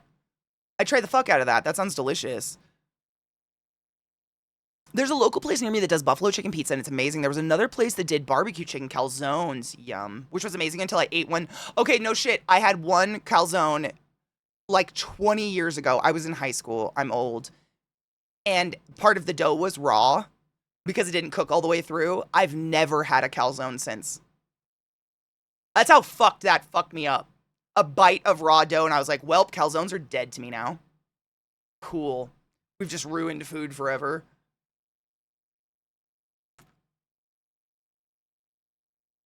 No, I hate it, Charles. I'm 100%. Like, and it's, at the end of the day, we get to eat how we want to eat, right? No one can make us feel bad.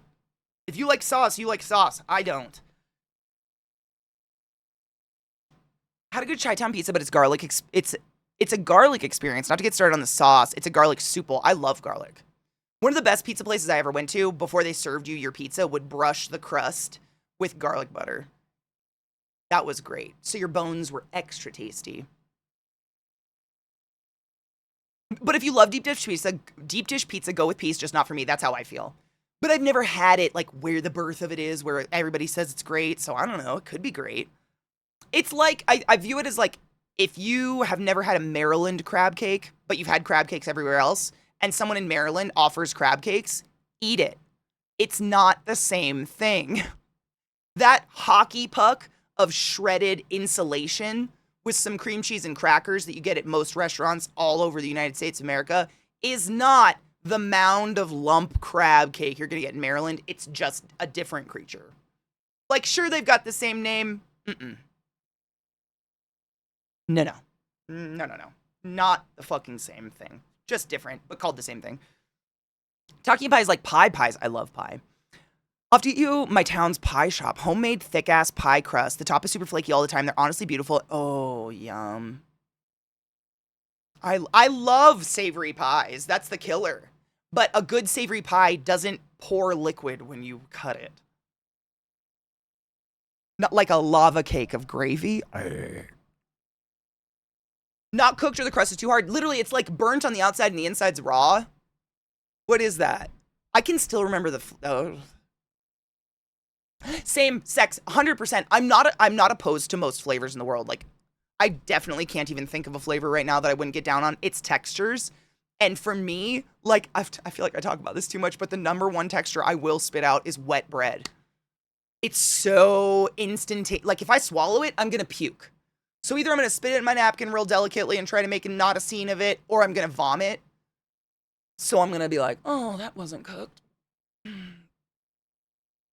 And never forget the fucking texture of wet tomato sauce soaked raw dough in my mouth ever again. Ever. That is now permanently stuck in my brain. The way you said brush the crust, literally, they brushed it with garlic butter. It was shiny. It was so good. Domino's does this. It's called the festival one. It's got onions, pulled sage, and onion turkey, cranberry drizzle, Cumberland sausage, smoked bacon rashers, Domino's own tomato sauce. Okay, I'd eat that. I like sausage better than pepperoni, I think. That's my main, like, here's the thing, though. It's got to be the real pepperonis, the kind that flip cup, pepperoni cups. If that pepperoni's flat after 15 minutes in a fire brick oven, that's not pepperoni, and I want nothing to do with it. Where's the cup? And if you know exactly what I'm talking about. Real pepperoni, cups. Or I don't know if it's real, I don't know what's special about it, but it's better. Have you tried all different crazy types of pizza? Yes, because there's a pizza streamer that does crazy pizzas, so you can name one, and that streamer has to make it. See, I wouldn't want to torture someone.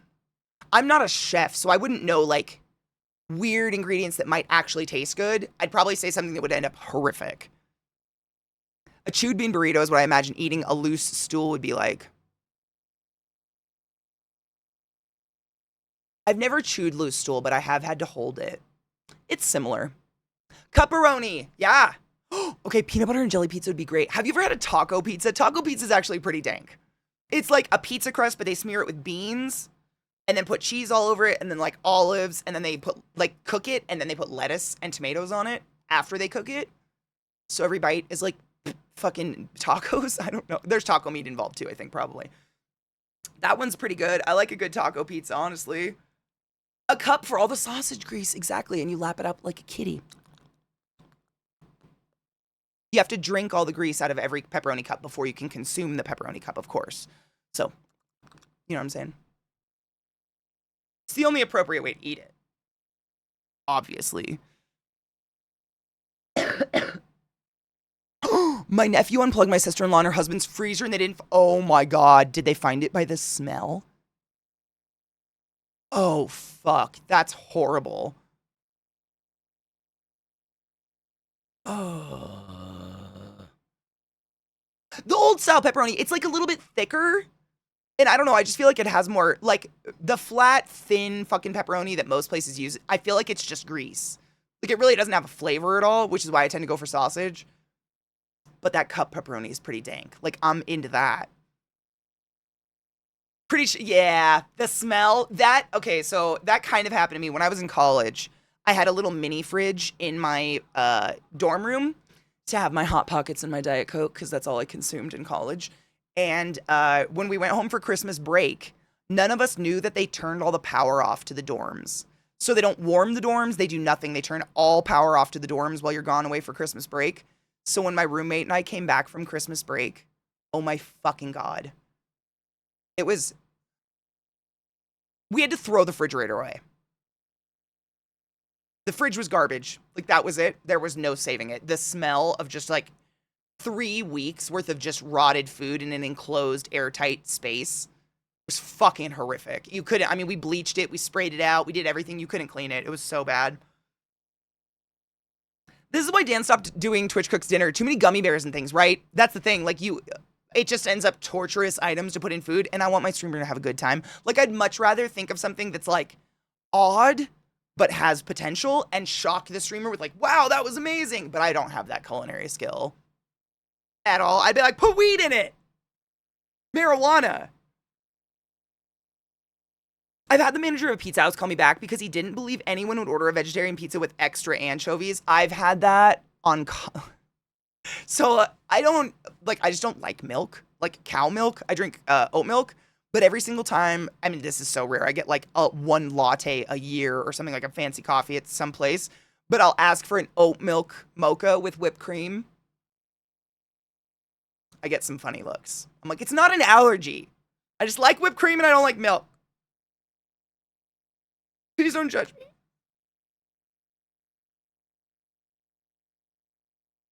They did, and yeah. There were people in the dorm who had fish, and all the fish died. Like, it was horrible. They turned off that power, and it really ruined a lot of people's day. In a way. Good morning, Smooth. I hope you're doing well, Honeybean. Milk is gross. It's weird, thick white sauce. Applejack and fluff. Wait, like marshmallow fluff? See, like, that has potential, though. Maybe. I'm intolerant to very few things. Lactose is one of those things. I'm pretty sure lactose gives me acne.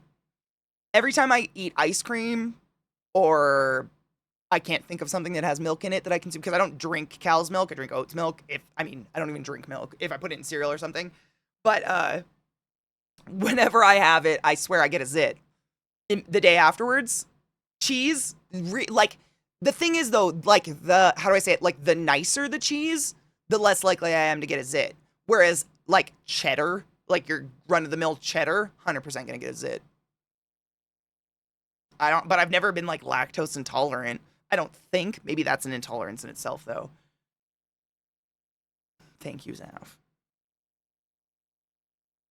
Here's a weird one. In an Asian dish, add some granulated onion and granulated garlic. The Japanese steakhouse does that a lot. I would put that literally in everything. I put garlic in almost everything. I'm that person that if the recipe's like, now finely dice 1 clove of garlic, I'm like, oh, 5? Yeah, 5. I love garlic. You really couldn't out-garlic me, I don't think. You know what? You're maybe the second person I've ever met who also can smell milk. I swear I can smell milk. And people are like, how do you... It's a cold beverage out of the fridge. You can't smell that. I'm like, yes, I can. I can smell it. Milk and ice cream make me queasy, but I just carry a small hoard of lactose pills, so I can... That's probably smart. Then you're not, like, farting people out of the subway. White rice and soy sauce, see that? I feel like would have potential. That's not too weird, right? I know it's probably not on purpose, but thank you for these tunes. Fiata, this was 100% on purpose. I'm not going to get to hang out with you on your birthday, so I figured I would... 100%! Thank you for noticing. This is actually a mix of all the bands that Rod and I saw the other day. So there's Silent Planet on here. There's a lot of other bands as well, but it's kind of a big mix of just all the bands we saw the other day. It's kind of cool. Other than Wage War. Wage War was not one of the bands we saw the other day. I just really enjoy Wage War. It's tomorrow. Viata's birthday is tomorrow, but she will be traveling. Yas. There are people who think milk. I think they just drink milk all the time so they don't smell it.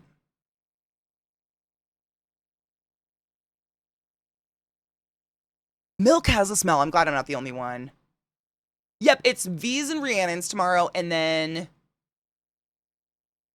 2 weeks exactly is Vissy's birthday from tomorrow. It's crazy. There's a lot of birthdays this time of year. It's so bizarre how, like, there will be just this, and I notice, because I like to sing happy birthday if it's your birthday, but, like, I'll notice, like, months go by where I don't sing my happy birthday song, and then all of a sudden it's, like, 20 times in a row. There's something to that. I don't know what it is, but there's something to that. Right, that's what I'm thinking. You know how when you do, like, real fried rice, you get that, I can't remember what it's called, there's a name for it, but basically the crispy rice, that, like, the crunchy rice on the outside. Did you just knock my heater over? Ma'am. Why? You're a mess. Kona, I mean, no shit. Is there a coincidence that all the Scorpios were made on Valentine's Day? On or around? Guys, look at this. It's almost done. That's the end. I've never finished one in my entire life, and I'm 36 years old. It's gonna happen. It's gonna happen. And then I have to get another one because I really like that chapstick. Dude, V, have you ever done? I can't. That's it. It clicks forever. I'm gonna scrape it out. I'm gonna get it all out. I've never finished one in my life. I always lose them first. This is incredible. Once, right? Well, you gotta scrape it out because that little cup will have a lot in there. So I'll have to scrape it out once I get down to the flat. Once and I'm 54, right? It's achievement unlocked. And it's because you lose it. And I was telling Stream about this the other day, but I think the only reason I managed to hold on to this and not lose it, it's how I pack my bowl. It is the perfect size to, like, you know, when you, like, get your bowl down to that point and you kind of want to round it off and get all of the good weed over the hole so you're actually smoking weed and not ashes. It is the perfect base for that. So it lives with my bong and it never goes away. But for all you out there wondering why you can't keep a chapstick, maybe make it dual purpose and you just won't lose it. I don't know. It's possible. Greek yogurt and raspberry pizza, that sounds like dessert. I love pizza. I mean, I might get on that. I'm adventurous. I don't turn down. I'll always try something once for the most part. Like, I'm not going to try a person, but, like, you know what I'm saying? I'll try most food once. At least I'll try it twice, I would say, because one, usually you're like, you know, you're kind of on guard and whatever second bite could be good. I'd give it a chance. How many ballpoint pens have you worn out? Never. I don't think. Wow. I'm feeling real called out here. I don't think I've ever killed a pen. I have so many pens. I don't think I've ever killed a ballpoint. Like, I've definitely had felt tips and shit go dry.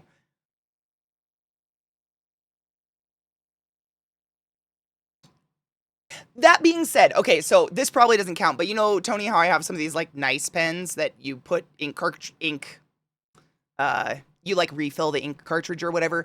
I've emptied those. I've emptied these before. I can't unscrew it. But these, like, are fancy pens that you actually put, you know, custom inks and shit. I've finished, but they kind of, like, dry out and just, I don't know if this is why I say I don't know if they count. I don't know if I have worn the pen out or because it's a liquid ink, it's just running out and it's drying because they're alcohol based. So once they're exposed to air, they're just going to evaporate. I don't know. But, like, if people didn't steal my pens, see, I lose them. I have a lot. I don't think I've ever worn one out. One, I don't know if I have. I definitely have. It's annoying as fuck to be writing and there's suddenly no ink. Then when you try wetting it, sometimes it gives you a little bit more. I can't stand it. A pen that skips drives me crazy. Not sponsored here. Claps lip, smooth them lip for a best of both worlds, and you can smooth. No shit. I should market a chapstick you can pack with. A chapstick with a solid steel base. Oh. This is a market that's not being tapped into. I was driving so I couldn't shine, but yes, there's a good Chicago deep dish pizza, and most Chicagoans eat what's called tavern-style pizza, thin crust, crispy, and cut into squares. Okay, that kind of pizza I've had and it's delicious. But that deep dish sauce one, I don't know about that. I finished a ballpoint pen once, but only because I left it, clicked open in a pocket, and all the ink went into the pocket. See, I've done that too, and does that count? Because technically we used it all. Technically. On purpose? But we still fucking did it. I need to get a beverage. Let's take our first break. I'm assuming probably playing more Borderlands with Vissy today if she gets off work and has time. I don't know. I'm just sick and shitty, so I'm just hanging, but I gotta pee. So, stand up, take your meds, pee after sex, finish a ballpoint pen, find your closest chapstick and start chapping that shit up. I don't know what you need to do, and I'll be back in a few minutes. Everyone's gotta pee. Everyone! Hi, blah, blah. You wanna go outside? Okay. Back. I forgot I had juice. Hold up. I saw a song in here I wanted to hear. Where did it go? Nah. Thanks. Girls and guys have cooties. Only NBs are safe non-cootie transmitting bodies. Fact. I'm littered with cooties. Thank you, caffeinated. My body temperature is so weird right now. It's cold, but I'm sweating, and my chest feels hot. Being sick is weird. That's why I say I'm littered with cooties. I'll take all the cooties. I get attracted to this, and then I'll figure out what's below later. I'll figure it out. I don't care.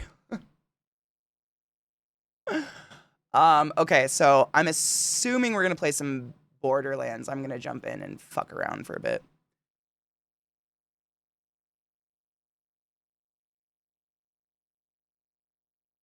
Yeah, when we get funky, we'll work it out. Like, that's not the end-all be-all of what I like about a person. I can have fun regardless.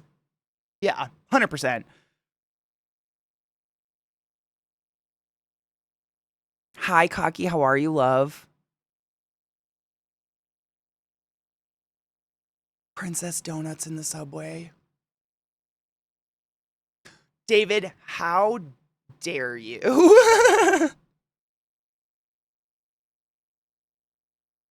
You know, David, we're talking about potentially watching that movie in movie night just to hate watch it with each other.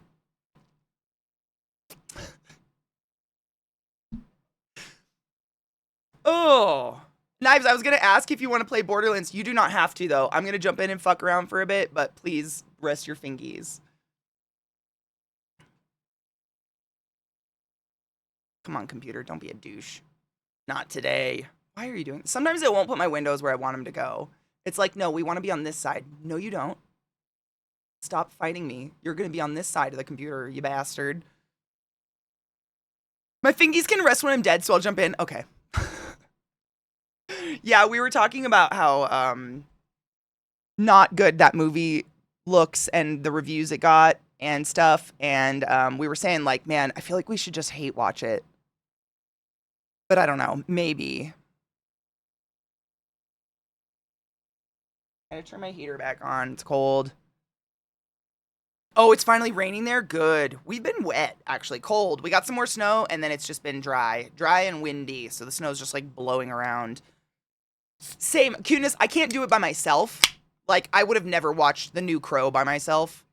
Ever. I would have never watched any of that by myself. But watching it with other people and, like, I hate to say it, but hate watching, where we're just all prepared. This is going to be terrible. We love the franchise. We know this isn't the franchise. And just being on the same note that we can all hate on it, no one's feelings are getting hurt, is kind of nice.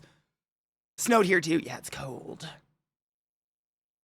Are you, I mean, if you haven't had it yet, it's probably about time to get some snow. Not that I'm wishing snow on you. Kozu, we're talking about doing it a certain Faded Friday. I don't know if we're going to do it. We just figured Faded Friday because then half of us will be so high it won't matter.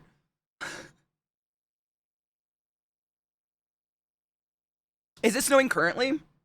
A lot? We never watched The New Crow. We all blacked out. This is what happens. If you ever if you ever hear me talk about our group blackouts, that's code for we watched a really bad movie.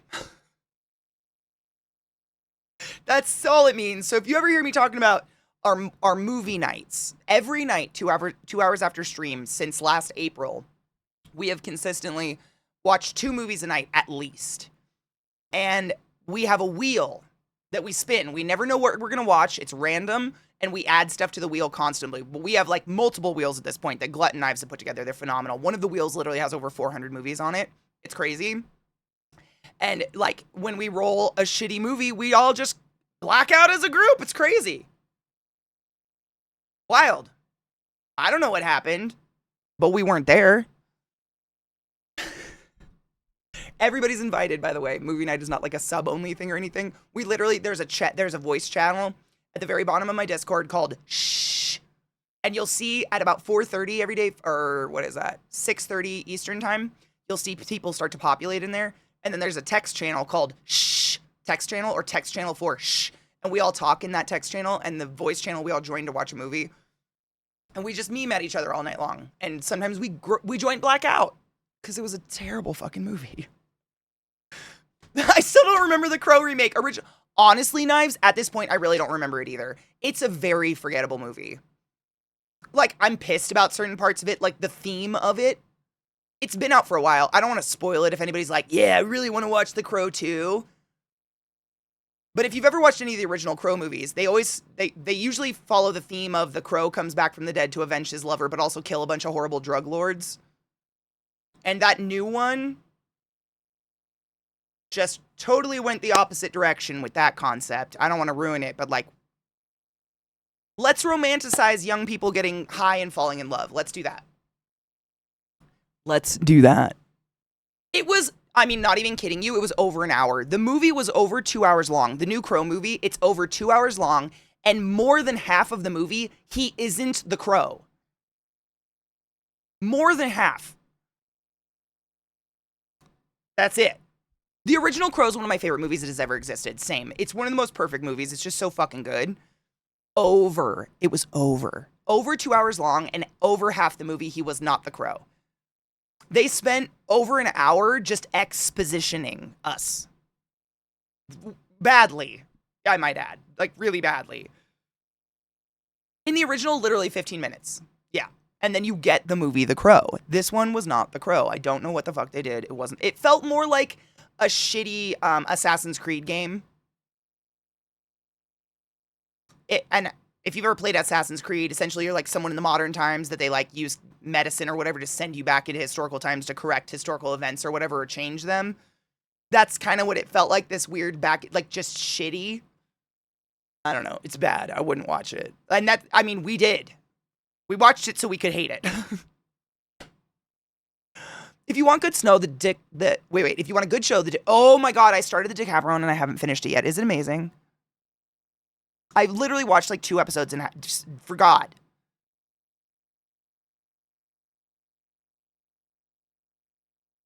I'm feeling good about missing out on that stream. Crispy, I'm not kidding you. So you know how the original Crows go? Spoilers. I'm just going to say it.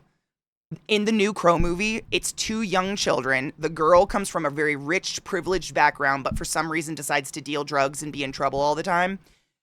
And she ends up in like a jail rehab that is for some reason co-ed. And they fall in love in jail rehab and then get out and keep doing drugs together. Like, that's their love story, and it's more than half the movie. It's just that. And then, like, being like, what if we just jumped off a bridge together? All the young hooligans of the city would lay out lilies and love us. I'm not joking. Like, all of these things happen. It's just so fucking bad.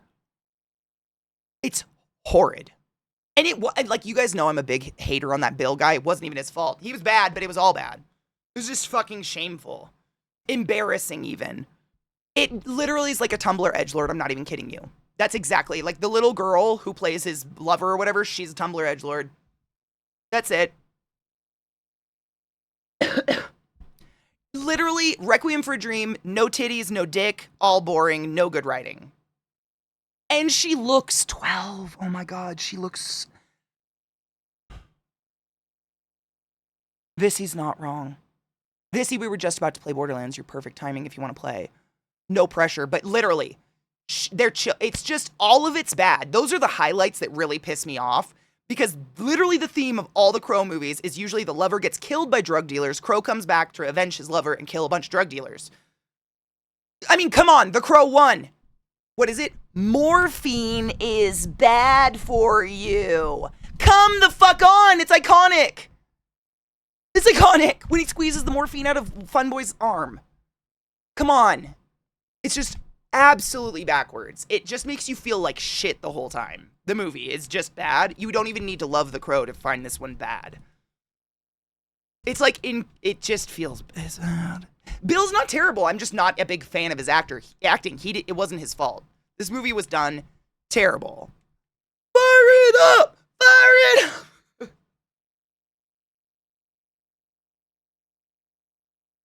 Well, they play her like, I mean, I'm pretty sure she's like a teenager or something, isn't she still, Vissy? Because she lives at home with her super wealthy rich mom in like a penthouse, but chooses to be a drug, like to deal drugs on the side. For some reason.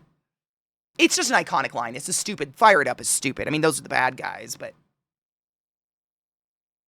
Yeah, let's fucking channel all this anger into exploding psychos. I agree. We're playing Borderlands 1. We're going to play all of them. Viss and Knives have both told me they're very invested and want to play the other two. I'm always down. I don't think they did either. I don't think the high school was finished or something like that. Oh, no shit. Oh, yes, Uki. I haven't played them in like 15 years, so I barely remember what's going on. So it's been really fun to like dive back in and like Vissy, for instance, is a huge fucking fan of the series. I mean, I'm a huge fan of the series. She literally has a tattoo from the series. So it's been really fun playing with her because she can fill in all the gaps where I've forgotten what characters are who or where we're going in the story or whatever. I've forgotten so much, but she fucking knows it. It's her BioShock. There we go. She has probably invested the same amount of playing hours into Borderlands that I have BioShock. So when people play BioShock with me, I'm like, oh yeah, let's talk about all the back-end lore that I read in all the BioShock books that isn't even in the game. That's Viss. And I love it because I've forgotten all that shit. It's the best. Okay, let's see if we'll open her up. It's such a fun game. Oh, seriously, David, of the Borderlands games, what sucks is they're really fun games. It is much more fun with other people. Like Viss was talking about it the other day, but when she was trying to play by herself, she literally had to quit at a certain point because the levels just start to scale so fast that without a team to play with, especially if you're kind of like, I have the same problem. So Vissy gears her character towards sniping. So like distance, high damage. I tend to cater my character towards high damage, but like dodging and just running into battle, kind of like a glass cannon. And those two playstyles are horrific alone. We're horrific alone. We literally, like, if you die, you're done. You have to have that beef cake around, which thankfully Knives is playing, who can go around and like res people or something because we're just delicate. So when you have a team, it is a lot easier. Like, I've never played this game alone. I've always played it with other people. Pretty much had to stop as well. No shit. On the character, on, what's his name? I forgot his name again. Roland? No shit. Music Man, have you never read the BioShock books?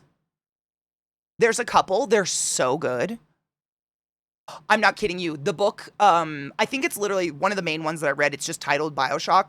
It takes it, you're reading the book from the point of view of like a lower class citizen of BioShock. And this citizen is like in cahoots, like kind of in cahoots with Atlas, and you kind of, but you're seeing all of BioShock from the point of view of someone living in it before the crash. Like, I think the book literally is the week before, you know? Oh, it's so good. Please read it. It's actually a really good book. Like, you don't have to be just obsessed with BioShock, but I am. Like, I have every single special edition of BioShock. I'm obsessed. I will have a tattoo one day that says, a slave chooses a woman. I mean, a woman chooses, a slave obeys. That'll happen one day. Like, it's my shit. But that's the Borderlands to Vissy. So it's been really cool because when I forget characters or forget like the lore of bad guys and stuff, she's on it. She just knows it.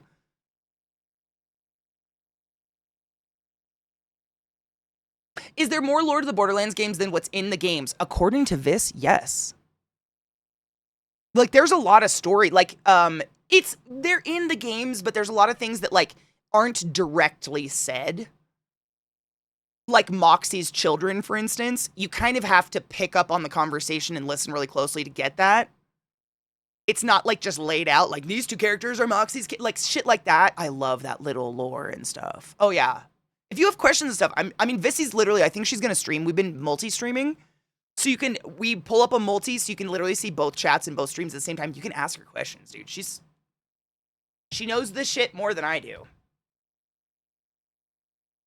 Let's see. Should we keep the music on? There's the Borderlands music. Calm yourselves. Calm. I have to balance. So I can hear the game first. Then I'll do it.